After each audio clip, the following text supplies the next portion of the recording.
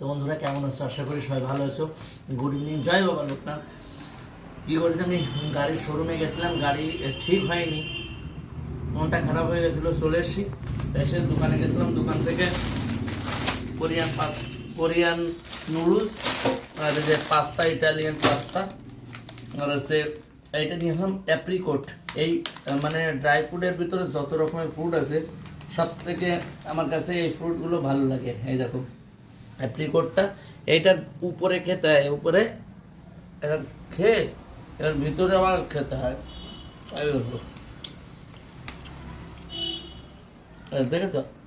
আবার এর ভিতরে দেখো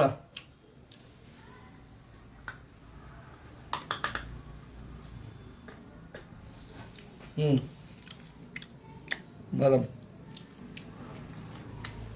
দুটো জিনিসই খাওয়া যায়।